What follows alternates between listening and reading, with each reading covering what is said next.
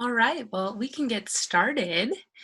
Thanks so much, Jill, for being here for week two. In case you missed last week's, Jill was talking about the top 10 immune boosting foods.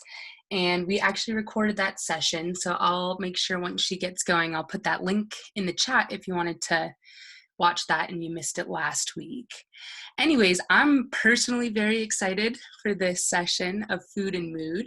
Um, so I can't wait to hear what Jill is going to say. So thanks so much again, Jill, for being here today. Thanks, Carrie. Thanks, Ivgid, for letting us do this. It's kind of a fun way to spend our Fridays. It's kind of a good just reminder to take time for ourselves and just take a little bit and kind of take this opportunity, I guess, to learn more and to understand what food does for our body and how it affects us and all that kind of good stuff. So I wanted to, we probed out last week and kind of wanted to find out what kind of different topics you all wanted to hear, and this was one of the top one was food and mood. And then next week we might be going into the pantry. I kind of got number two as the second most important thing of how do you stock up and how do you not go to the grocery store every other day or once a week. How can you sustain and kind of plan? And so we'll talk about that I think next week if you have a Friday at 11 a.m. availability, that'd be wonderful to join us. So, and keep your eyes on the website. Also, there's some great talks from Nikki Dean on Wednesday, doing some amazing stuff and really just good self-reflection and reminder. And she's always very motivating. So anyways, there's my little shout out. I can start on food and mood now. So let's see if I can get this rolling. There we go. So just a kind of a reminder, and I hammer on this every time I talk, and I just kind of want to get you thinking about this and just remind yourself that food is actually the safest form of medicine, or it can be the slowest form of poison. So really, really thinking about what am I putting in my body right now? What am I feeding myself with? What am I craving? What is it that I am doing to my body? And what is it that, taking this time too, we can actually really pay attention. Is it helping me? Is it healing me? Is it hurting me? Is it making me have more energy? Is it making me have more vigor? Is it making me feel more irritable? So really, really paying attention. What is it that you're craving? What is it that you want? What is it, you're great, start to the morning, you had your smoothie, and then by the end of the day, it's just crash and burn. So these are kind of the things I kind of want to talk about today, but just a reminder that food can actually help us heal and help us feel strong and help us reset our mind and recharge us. So, and I found this on the Harvard Health, and I want you to just kind of think about this. And our brain is constantly on, and our brain is controlling our movements and our thoughts, our breathing, our heartbeat, our senses 24/7. Like our brain is the one thing, well, besides heart, is the one thing that actually keeps on going and keeps on thinking, even when we're sleeping, right? Even when we're having our circadian rhythms, our brain is constantly moving. So constantly on, constantly triggering thoughts. And then what you eat is actually going to affect the structure of the brain and the function of it. So I'm going to kind of dive into that throughout the day or throughout this lecture. Do you choose foods that actually help and support that structure and that function of the brain? Or are you eating things that are, more into the pizzas and the what have yous and all that kind of stuff? So really thinking about, whoops, I'm hitting a button. There we go. Thinking about when you're in the middle of the day and you're at each other's throats, what is it that you're putting into your brain and what is it that's going to help you make you not pop, right? So I hear this a lot right now. People are saying that, oh my gosh, I'm just craving so much sugar because it increases that serotonin and dopamine. Same thing that happens when you exercise, right? Those feel-good hormones. And the more sugar you crave, the more you're going to eat. So if you're on your third or fourth or fifth day of eating that sugar at that time, then you've just created a habit, right? I've talked about this before in my lectures of like day 3, it's become a habit. by day 5, it's programmed, it's automatically in. So take this time right now to stop and think about, okay, what could I do to reset these programs? What could I do to reset these habits? What could I do to reset some of these dopamine and serotonin and things that are actually and triggering more, and what is making me crave more sugar, and why do I want to crave more sugar? Because I really want you thinking about right now too, a lot of us are going to this liquid sugar, right? In the afternoon. I have a lot of Zoom like book clubs and what have you. I've seen my girlfriends on Zooming, and we've been FaceTiming, whatever. And it's always about, hey, let's have happy hour. Hey, let's have cocktail hour. Like, we're always just looking for something, it seems like right now, a reason to chat, a reason to connect. And it's always with the liquid sugar. And it's actually kind of interesting. They actually did this study in the UK, and they found that this makes sense. Almost 30% of the surveyed, and there was 30,000 between 18 and 64, but there were 30% of people surveyed who drank spirits said that they actually felt more aggressive depending on the type of alcohol, which kind of makes sense, right? Because say if you're craving a beer, it might actually treat you different than if you had a glass of whiskey, right? You might become maybe a little bit more aggressive, or maybe you're a little bit more mellow with beer. So just really pay attention to this and pay attention to your body. We hardly are ever given this opportunity to pay so much attention to what we do and how it directly affects things. So I look at this like a gift. It is a gift that we can actually like slow down. It's a gift that we can actually look and say, okay, how does alcohol really affect me?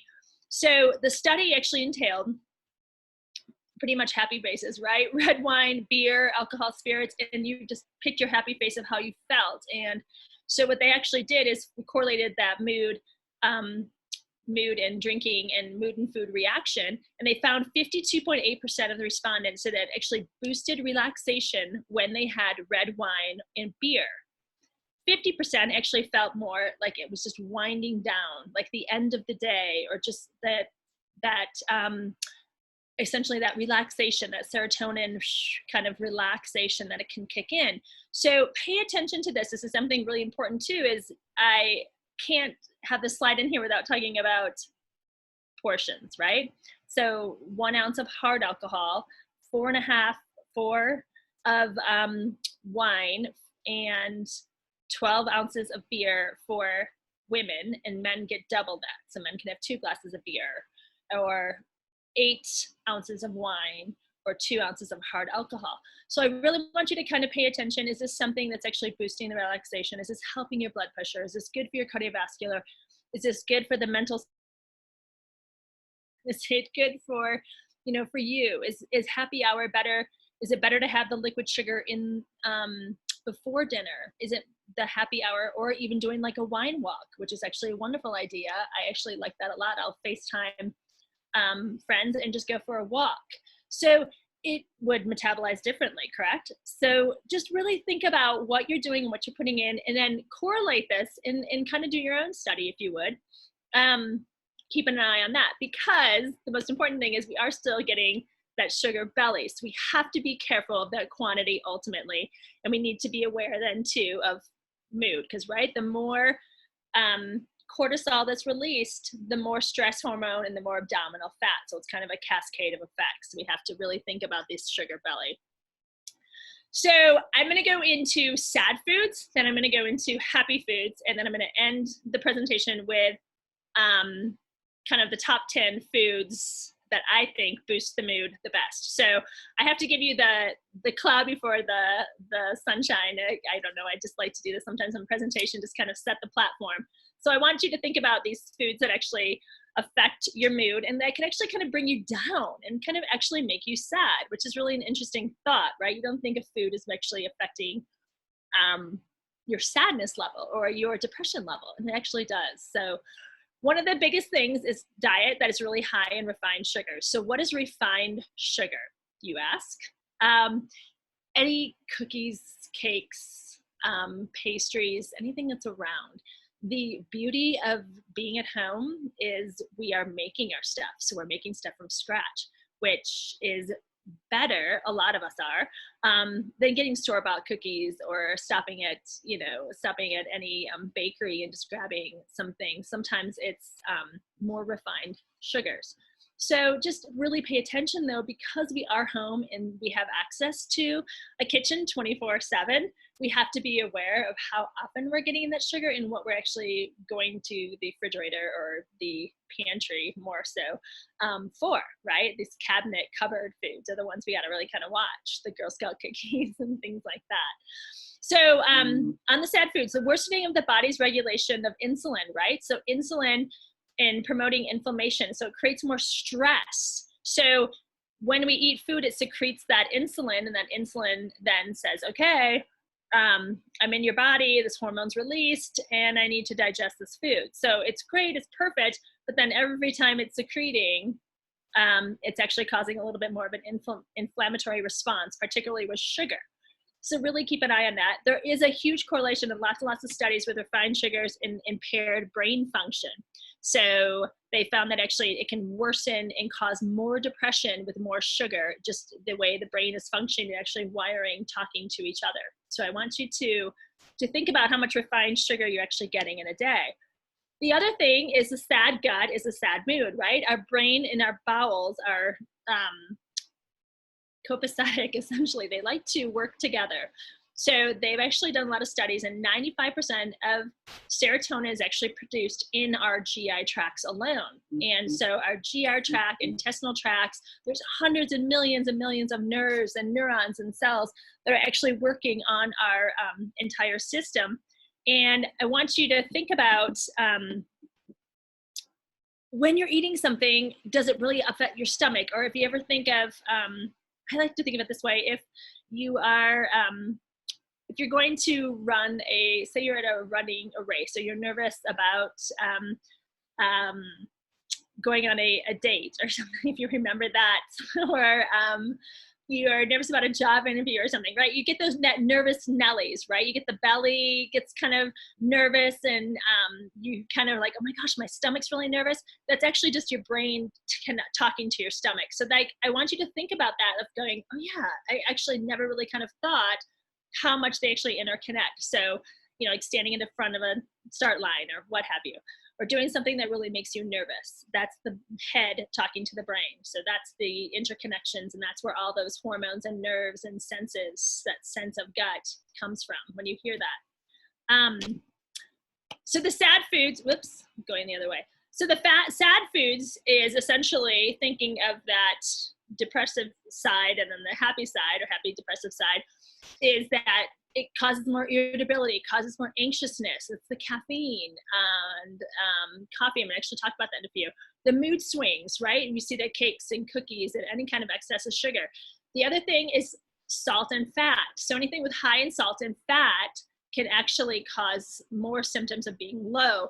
And then they've done a lot of studies with McDonald's. Ironically, we kind of pick on McDonald's, but they've done a lot of studies on McDonald's, and they were finding that they were coordinating like timing of the meals, essentially right after having a hamburger, and what happens then. You crave French fries, and then what happens when you crave that salt? You want something sweet. Like all of these chemical cascades essentially create this whole chain of effect. So you have this, I'm going to have something salt and sweet together. And same thing happens with potato chips too, right? They make these different kinds of potato chips that have barbecue and sweetness, sweet and salty, or sweet and vinegary, or anything like that. So just really pay attention to if things are, again, you're craving the salt, you're opening the bags of chips, you are having more sugar, accessing the Easter candy, whatever it is, just really, really pay attention to that mood and how it is actually happening. And I'm going to go into more of this happy food stuff, but you can kind of see it right here: the nuts, seeds, tofu, lentils. Generally feeling happy, emotionally balanced, less moody is your eggs, your salmon, your walnuts and almonds, and then feeling more alert and active, which some people are actually saying you're more tired, because I think we're not moving as much and we feel a little bit more tired because you're kind of confined a little bit more. So if you need some kind of like motivation and kind of some like motivation to do something and get out and and get moving, it's that protein. So really kind of pay attention of, gosh, am I really getting enough protein? Maybe I'm just kind of feeling, ugh, especially at like 2 o'clock in the afternoon. Maybe it's just not getting enough of that protein. So, hangry, we're really good at this. We have the combination of being hungry and angry, right? So having regular meals and snacks, this is very, very important. This can actually make us feel better. So really think about timing of meals. Is this the best time to try intermittent fasting where you're only eating twice a day? At the risk of, your partner or your roommate or your husband, wife, children, whoever's in your house, I don't know. I don't know if there's a cost benefit on that one, but definitely having regular meals can actually help.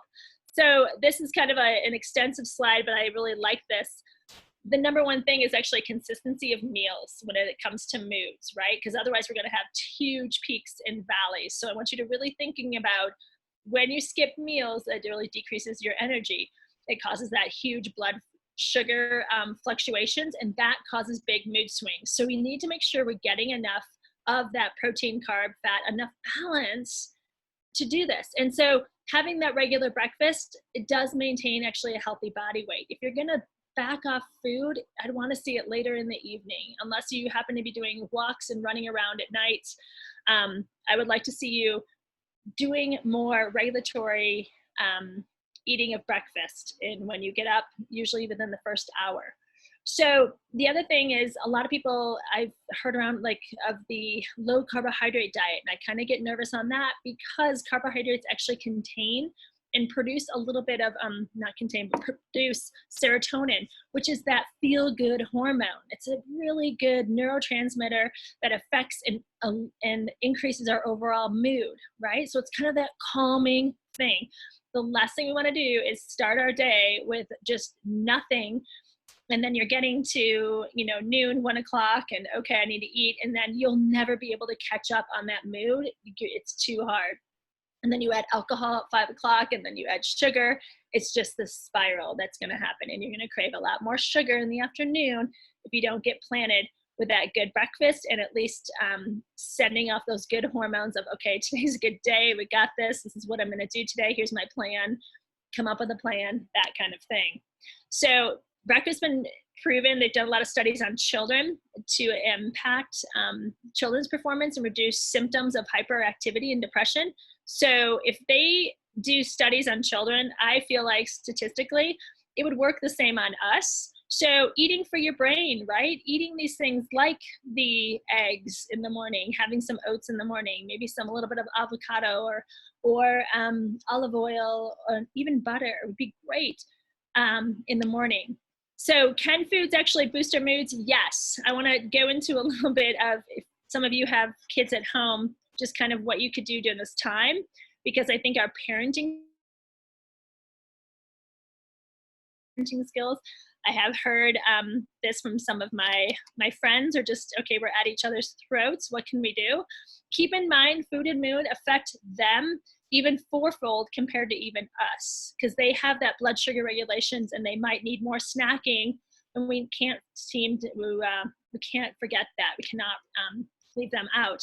I do want to remind that parenting and role modeling is the probably most important thing, right? Right now is a great opportunity to talk to them about how food affects their mood and how food can make them feel better, how food can make them feel stronger, can give them energy, can give them endurance. This is the best time because they are a captive audience, and this is great.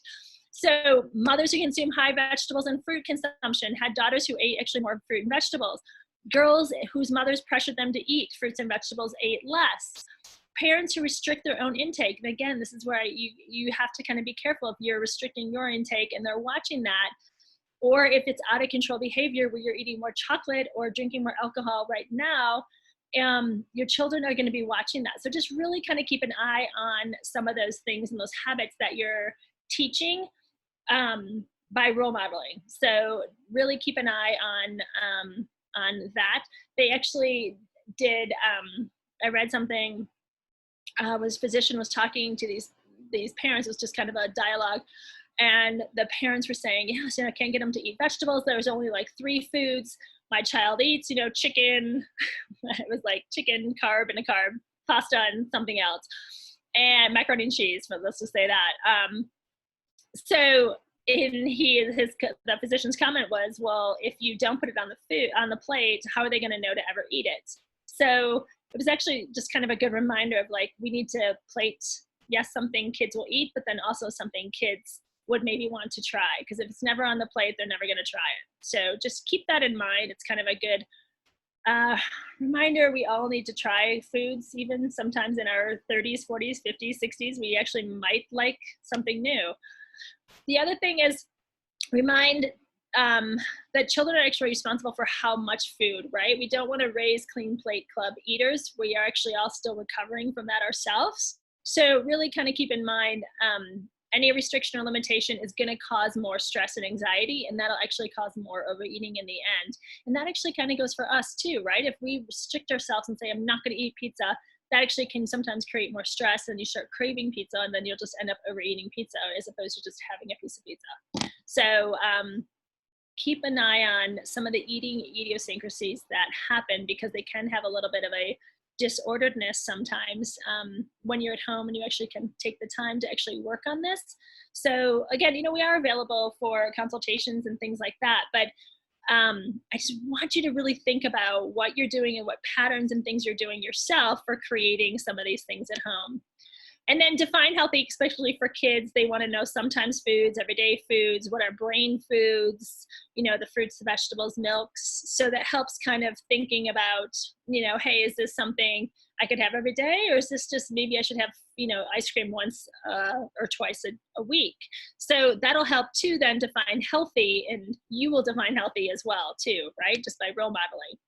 All right, so enough with the parenting 101. Now we're getting into the happy foods. And I have, I think, my top 10 happy foods. Of course, I'm going to say you can't have a healthy mood without healthy food. And this is going to be fish food. So number one is going to be fish, okay? These omega-3s and essential fats are essentially the most important thing. Our body, these are essential fats, and our body does not produce them on its own. Right? So you have to get them in order to produce them. So it's not like they magically appear. So we have to get them. They are essential. They contribute to the fluidity of the brain cell and brain signaling, right? So it's sending off all of these neurons and creating this neuron-neuron interaction where they're all talking to each other. So our hardwires are all communicating, which is amazing.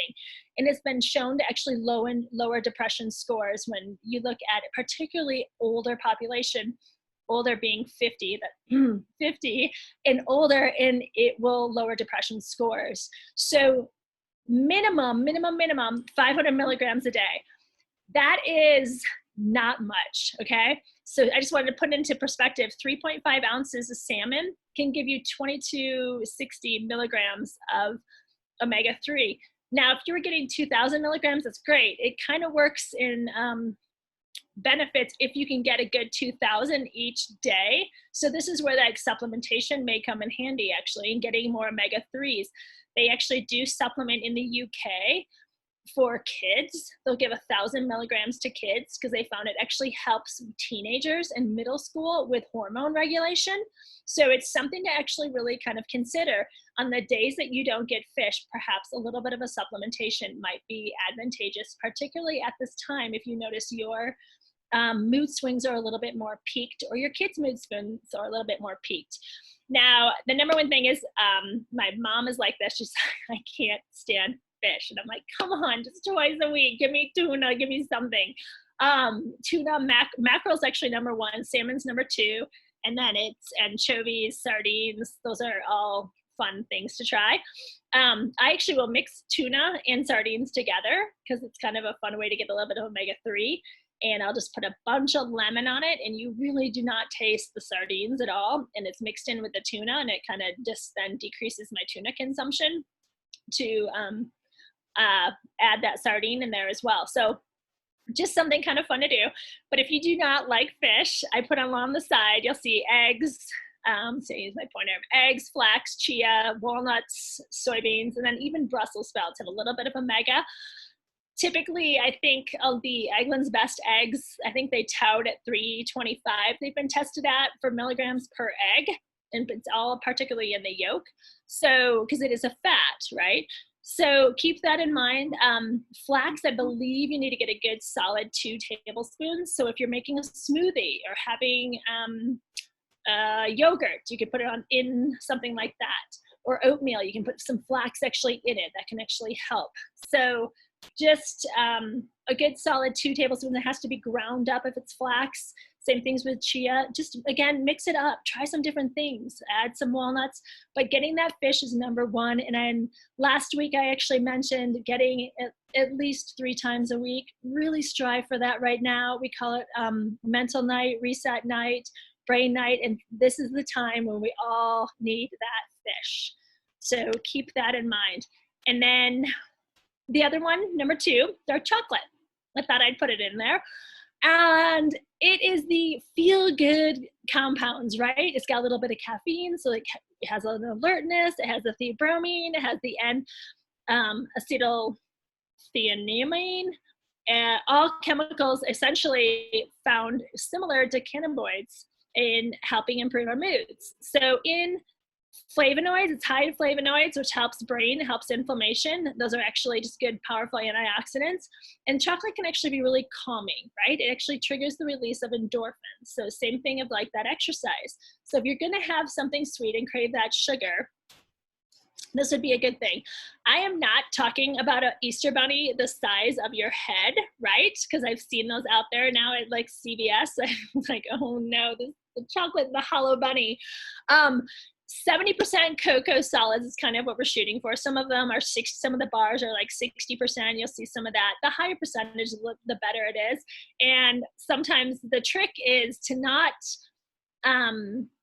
get the kind that are 40%, because then you might actually eat the whole or half of the bar. If it's more of a cocoa solid, you can actually taste the difference, and it's sweet enough where you're not going to want too much of it, and you might be able to have more of 1 ounce to 2 ounces at maximum per day. So I'm putting it in my top 10, dark chocolate. All right, number 3, fermented foods. When I talk about that healthy gut and a healthy brain, this is really, really important. So when you go to the store, when you place your order, whatever you're doing right now, put a couple yogurts in the cart. Or try kombucha if you like the bubblies and you want to try it. If you like kimchi, give it a shot. It's a little bit different. It's that vinegary, kind of pickled, essentially, beets and things like that.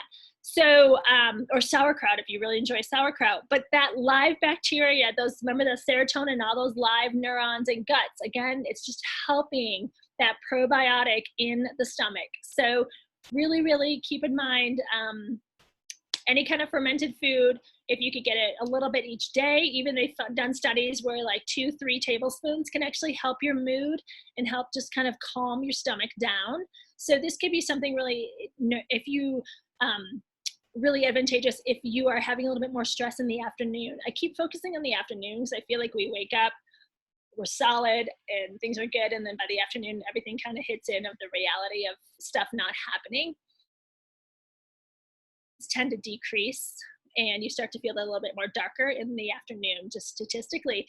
So having a little bit of yogurt to snack on, or again, giving your kids some yogurts, it really helps with the brain and the bowels and keeping the gut going. So that's a really important thing to have. The other is bananas. We don't give bananas kind of get a bad rap of, oh my gosh, there's so much high in sugar.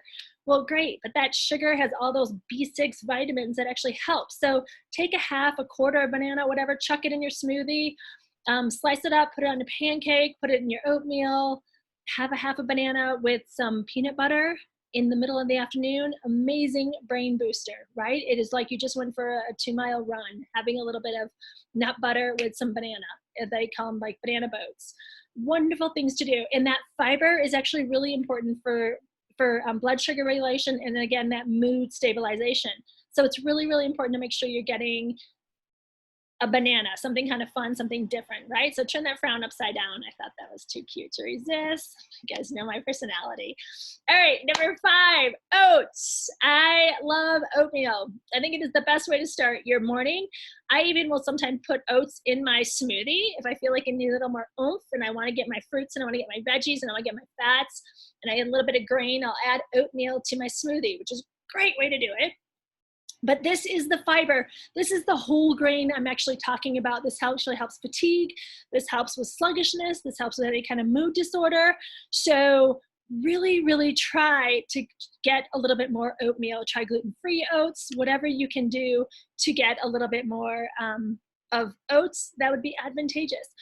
When I'm talking whole grain, I'm talking from the grain kernel, right? So I'm talking about 5 grams of fiber or more. So look at your breads, look at your pastas, look at your rice. Like, are you getting a good amount of fiber and a little bit of protein? That is a whole grain, right? It's more towards it's like an endosperm of the fiber of the grain kernel, essentially. So that's the stuff I'm kind of looking for. So throw it in your, have oats in the morning. Make your own granola. I think it's so fun to do, to try. Try these new things. Put oatmeal in your muffins. You could make some pumpkin muffins, banana muffins, and a little bit of help your mood. Banana muffins with a little bit of chocolate chips on top. Wonderful. And then throw some oatmeal in. Or even if you're making cookies, then put some oatmeal in and make them, oatmeal raisin cookies, or even oatmeal and chocolate cookies. This works great. We did that yesterday. So just something kind of fun. You're cooking once a week. Number 6, berries, antioxidants galore. And what I want to see is that deep, dark purple as best you can, or blue, let's say that. But this actually helps combating oxidative stress, which creates balance in your body. We all can use a little bit of balance, right? Again, that mood stabilization, but they actually found it could decrease depression by almost 39%.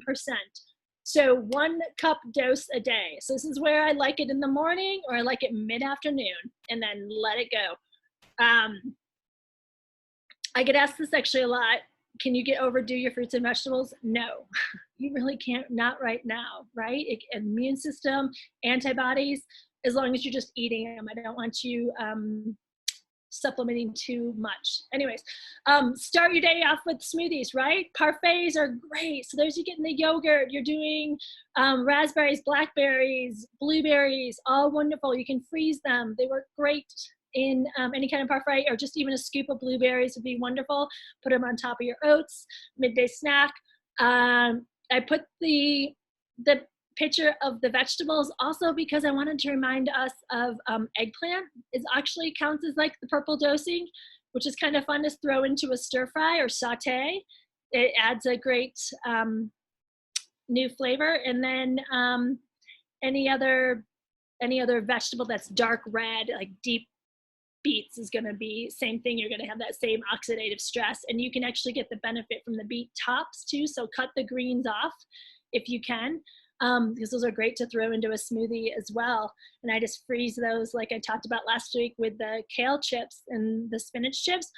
I actually freeze the top of a beet and slice it up, or just cut it up and put it into a Ziploc baggie, and I take it and put it into my smoothie. So I get that oxidative stress combat right there in my smoothie. So just easy little things you can do every little day, every couple times you're eating, just thinking about what you're doing, just small little doses of this throughout the day, right?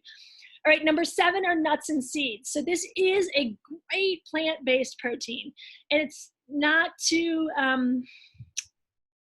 expensive right now, but it's a great way to add healthy fats, a great way to add fiber too. So if you don't have chicken, you don't have beef, I put on my Raley's pickup list this last week, I added chicken, and I didn't get any chicken. I'm like, oh no chicken.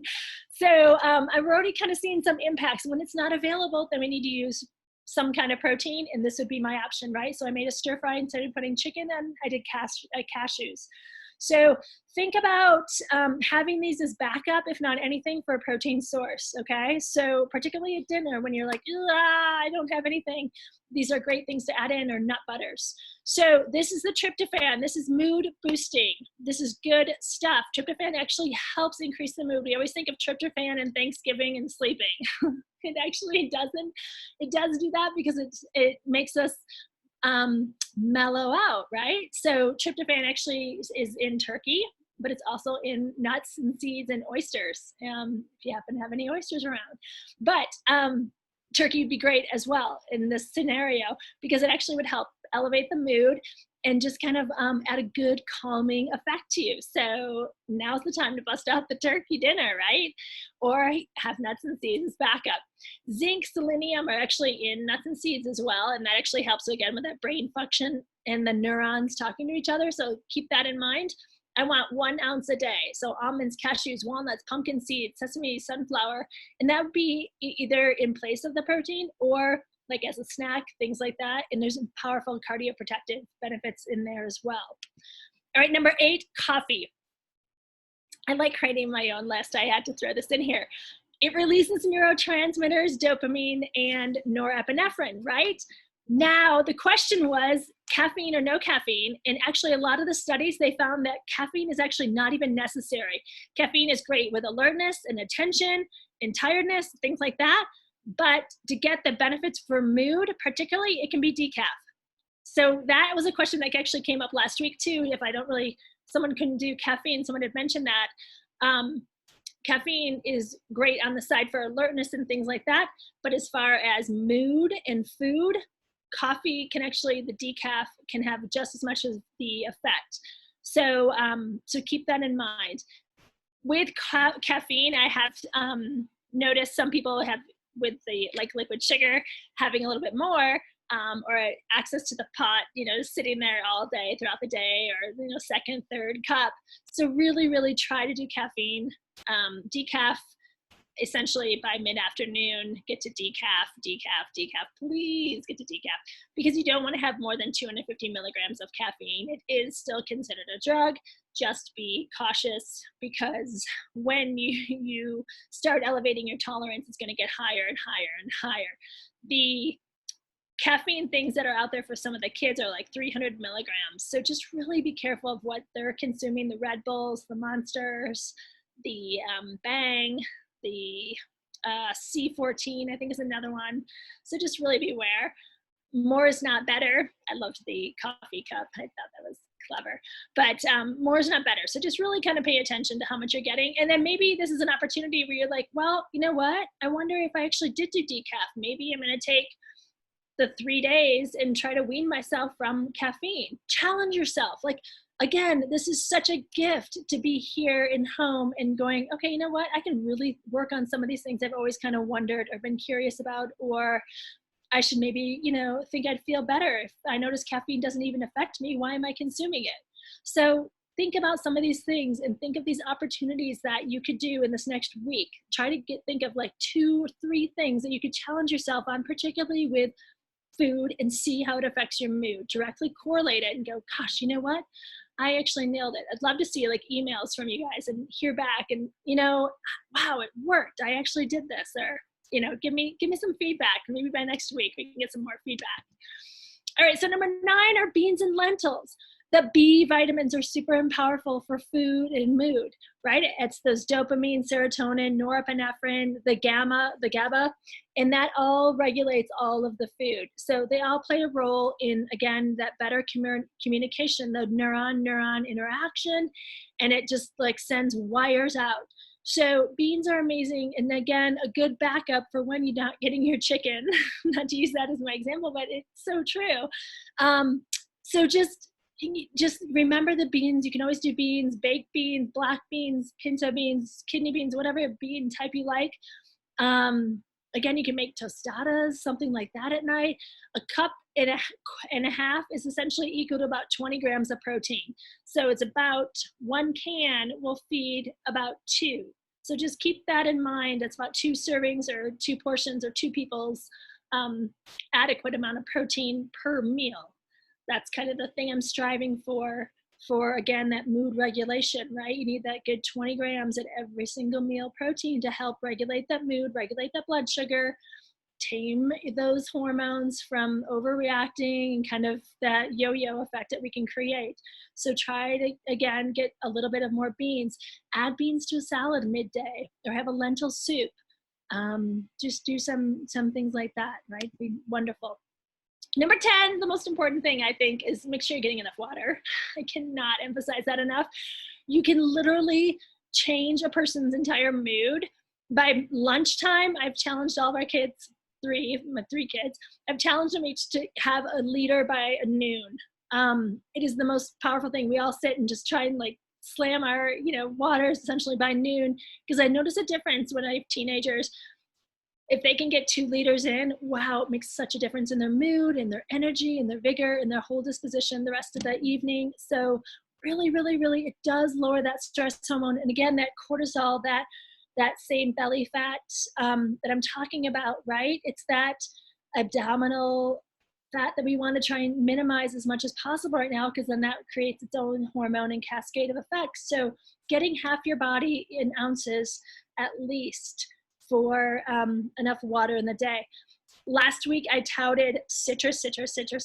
And so I didn't add it in my top 10, but know that it still should be in the top 10, or just adding that into your water. Again, oh my gosh, boosts that mood, because then you're getting the water effect, the hydration effects, and then also that mood elevation too, that vigor, that increase in energy and all of that in the middle of the day.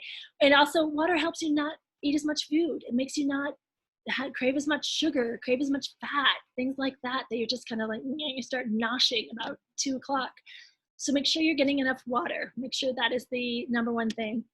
So I just kind of put this in here. Oh, hopefully you guys can see this, but it looks chomped, sorry. H2O, really? I just thought this was kind of cute, of just like, not just a thirst issue, right? Thirst is just a little nice indicator of maybe you're a little bit dehydrated, but that's already essentially a 10% reduction in hydration. So this is good for our skin, this is good for our kidneys, our physical health, our mental health, and weight loss. And again, just think about any kind of thing that contains fluid. So water can be found in fruit and vegetables, right? Watermelon is like 90% water. So really, really think about how much fruits and vegetables you can get in a day. Try for 2 at each meal. 2 fruits, 2 vegetables, 2 fruits, 2 vegetables. At night, maybe instead of having a salad, have 2 vegetables and some salmon. Really simple dinners. Like, this is the time to do this.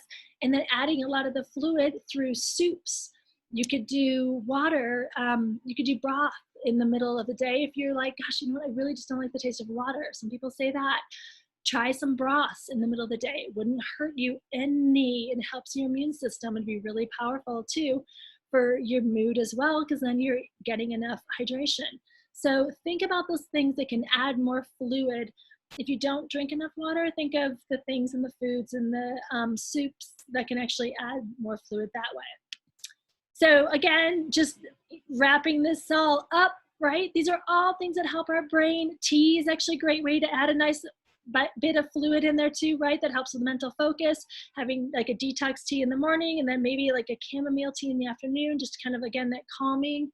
So powerful. That blueberries, those oranges, or not oranges, sorry, the blueberries and the purples. Again, most important, avocados, salmon, nuts, seeds, dark chocolate. They even threw in pomegranate juice. I like pomegranates, reds, blues, beets, and again, those whole grains. So these are all just powerful things that just make our whole mood and everything just change, disposition. So just to kind of talk about it, wrap it all up. Vary your vegetables, vary your fruits, try different things. Right now, again, is the time. Load up on the rainbow, like 2 fruits, 2 vegetables each meal. Try it. Let me see if you can do it. American Heart Association has that DASH diet, which is dietary approaching to stopping hypertension. They actually even have you do 9 fruits and vegetables in a day. It is copious amounts. So it is really hard to get 9 servings of fruits and vegetables in a day. And a serving is about a half a cup if it's cooked, and 1 cup if it's raw. So, and then fruits would be about a half a cup, or about a fistful cup, right? So just really kind of keep that in mind. So eat more foods from the nature. Have those dopamine foods like I talked about, fish, chicken, your leafy greens. Add more fish twice a week, please.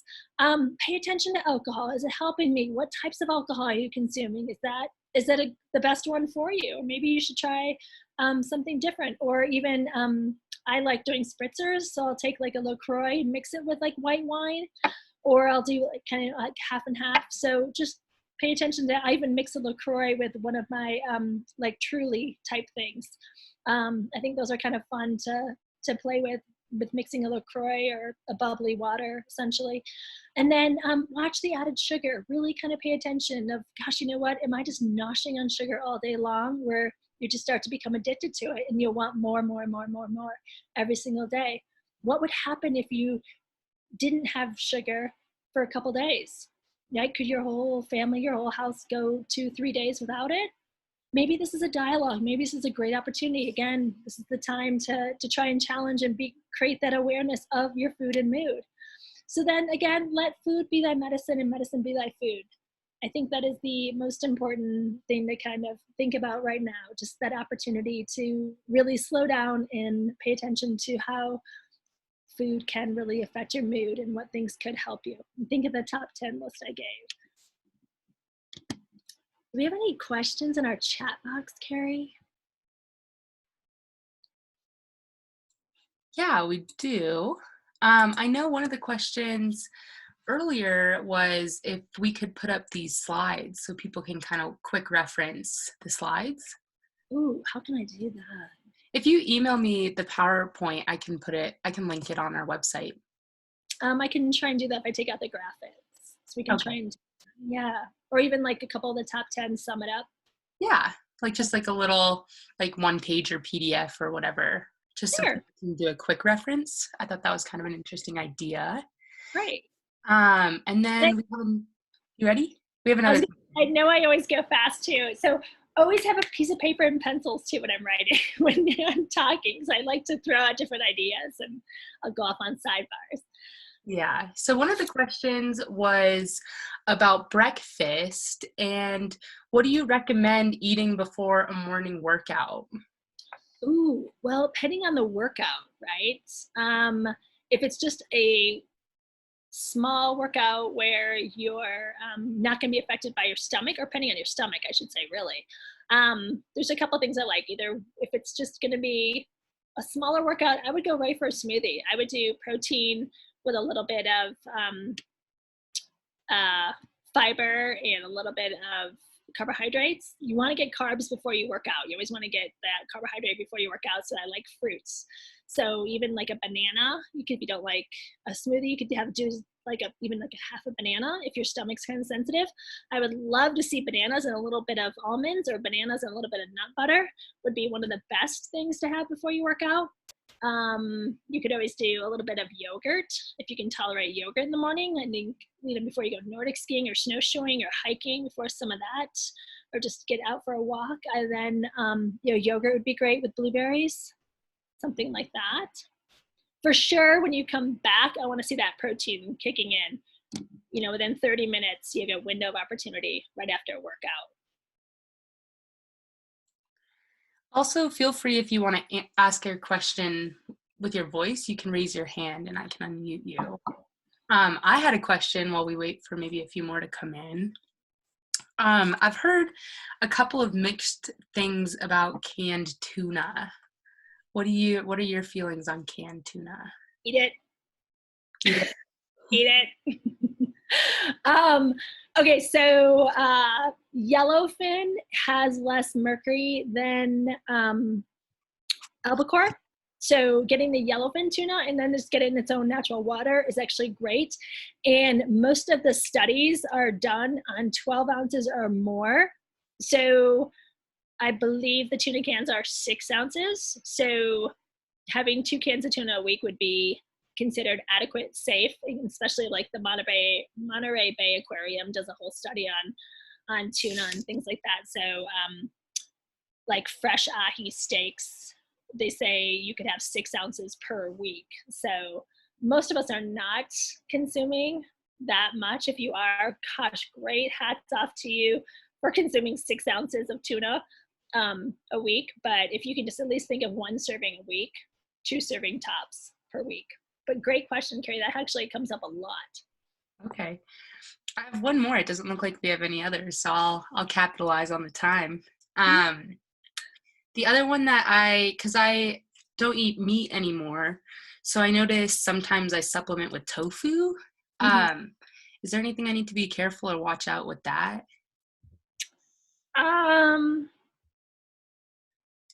No, I'd rather have you get the protein.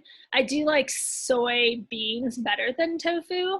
Um, I like it less processed, the better, right? So tofu's great, but again, it's mixing it up and getting different protein sources can actually help. So doing beans, doing nuts. Um, I can't remember if you do eggs. Yep, I do eggs and fish, so I get a lot of fish in. Yeah, so eggs is the other one that you can actually throw in. And again, it's just getting that variety that's so important. And then that is really good for protein synthesis in our body and maintaining our muscle mass and our strength.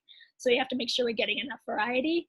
So again, tofu's great, but then just not every day. How's that? Yeah, that's fair. I don't I don't think I could do it every day. Okay, good. And protein powder, like think about all the protein powder sources and plain stuff that are out there. You could add more stuff in from like a pea-based protein or an egg-based protein. Yeah, I think we have a clarification question on, like maybe an easier way to think about a liter. Is there like an easier metric to think of that on how much we're getting that liter? So think of 32 ounces are in a liter, right? So eight ounces are in a cup. Most of our cups, like I'm sitting here drinking my electrolytes actually. This is 16 ounces. So two of these essentially a day would be close to a liter. So it'd need at least 4-6 glasses a day, depending on your glass. Most of us are over a cup, right? I actually have my coffee here. It says you got this to remind myself every day. But ironically, I pour a cup and this is like, it fills half, right? So 2 cups, 16 ounces. Again, in my cup of coffee is 16 ounces. So pay attention, like actually take a cup, and this could be a great science project, take a measuring cup and measure out a cup and go, oh my gosh, my cup at home is actually 16 ounces. I need 3 of these. Or my cup at home is 24 ounces or whatever you have, right? So that's actually a really good question because all of our cups in the United States are so different as opposed to like when you go to Europe and you have a cup of tea or a cup, of wine, a glass of wine, they're smaller, and we have goblets, we have huge, massive liters, tanks, whatever. But when it comes to water, that's the most important thing is getting enough and making sure you are getting enough to hydrate from the dehydration, right? So half of your body weight is kind of how you want to think, and then just go into your ounces. So, if you weigh 150, I'd get 75 ounces. That's 2 liters in a day. So again, 75 ounces. And then if this cup is 16, I'm hitting this almost 6 times or what have you. Because it's 4 more. Does that make sense? I think so. Okay. Perfect. Before we move on, we have some more questions. But also I just wanted to let everybody know that when you exit out of the webinar, you should get a really short survey, and we appreciate it so much if you just fill it out. But our next question is, what is a good vegan protein powder? To get access to right now, right? That's kind of the tricky part. My favorite vegan protein powder is actually Arbonne. I actually like that taste of it. I'm addicted, I will admit. I like that flavor of that protein. The other one is Vega, is another one you could get at Costco, ? Right now. Trader Joe's has an egg one that I actually like, but it's vegan, not vegan based. It would be just more of an egg based protein. But my only caveat, I want to make sure when you're getting a vegan base that you have rice and pea combined. I don't like just the rice protein or just the pea protein because it doesn't make it as complete. So if you have the rice and the pea combination together in a protein source, it actually is a more complete protein and it will synthesize more like a whey-based protein. So that's kind of a little trick that a lot of people don't know. And so you got to make sure you're getting both of those together in that one protein source. Cool. Another question. Does eggplant lose its value when you take the skin off? Oh, good question. No, it just loses the fiber. but you still get the benefits from inside. The skin is kind of funky. It can be, yes. I could see how people might not like that, but it actually is good fiber if you can have it, or just you'll still get the benefits though in the softer texture inside. It's fine. That's funny. Perfect. I like that one. And then I think this might be the last question that we have is, you mentioned red wine's benefits. Does white wine have any benefits? Yes. Did I say red? Oh, the study was on red wine, wasn't it? Yes, it does have benefits, especially particularly for mood. The whole red benefit is just the flavonoids and the antioxidants in it. But as far as food and mood goes, you're going to have that same effect with the white wine as you would from red wine. And then rosé, I'm seeing that too, like rosé too, same kind of thing. You're going to get a little bit of flavonoids, but not the creme de la creme like a red one. But again, right now you're in a time where I'm not so worried about the cardioprotective flavonoids in the red wine. I'm more wanting you to focus on your food and mood right at this time, and think about whether it's red, white, rosé. Think about which one actually you feel better with. And I feel like sometimes with rosés or whites, you would add more of a spritzer. So there's kind of a cost benefit there as well. Cool. The study was on red wine for some reason. Yeah, I always hear that with red wine too. I don't usually think about white wine. Can you freeze eggs if you separate them? You can freeze egg whites, and you could freeze egg yolk. You could. And it could last 6 months in your freezer. You just would have to put it in a good container, a good airtight container, and you can actually do that. That's actually a great idea if you can get hold of eggs. Sometimes I think I put on my list, when I'm saying putting on my list, I hope you guys all know you can go onto websites and you can order all your food online and just literally curbside pull up, and they open your back trunk and they'll put it in. So please do that as opposed to going into the store if you can. You can put egg whites on your list, and you can get a little bit of both, because sometimes egg whites can actually be cheaper than eggs. So that's kind of a good tidbit. And it's just the white of the protein, and then I'll mix that sometimes with my eggs, because it kills me to throw out a yolk. But you could always freeze a yolk. I think that's a great idea, and cook with it. That'd be wonderful. Cool. We've got another one. Is cocoa hot? Does that have any benefits, like hot cocoa? Hot cocoa. The milk actually has more of a benefit than the cocoa, because I think the cocoa powder is mostly milk based as opposed to dark chocolate. Unless you're using like cocoa, like a cocoa powder, you could get the benefits from the full cocoa, like the solids. You could get a little bit of the benefits. It wouldn't be as good as a dark chocolate, because I don't think it's as dark containing of the cocoa. Does that make sense? Unless you're doing like cocoa nibs. You could do that and melt the cocoa nib, like the small little cocoa nibs. Mm-hmm. You could do that and melt it. But the milk is actually really profound effects, because then you'd actually get both. And that would be a wonderful way to start your day if you don't do coffee or with kids. That'd be great. And you'd have that same effect. Or afternoon, right before bed, like a happy hour kind of drink. That'd be neat. Something fun, right? You gotta keep it fun. We're doing the best we can, you guys. But yeah, the little cocoa nibs would actually work, and you could melt them. That might taste better than like a cocoa powder. Cool. Well, I think we've gone through all of our questions. So Great. If you have any other questions, feel free, if you're following us on Facebook, to give us some questions, and I can work on getting answers from Jill, or, the emails we send out. Definitely reach out if you have any questions that pop into your head later, because I feel like sometimes that happens, but or save it for next week, and hopefully you can tune in next week. So again, when you exit out of the webinar, hopefully a survey pops up for you, and if it does, please just take the minute to fill it out, because it helps us justify what we're doing, and hopefully gives us some ideas on how to improve it as we move forward. So Thanks. And thanks again, Jill. Wonderful. Thank you. Have a good Friday. Have a happy Easter. All right, bye, everybody.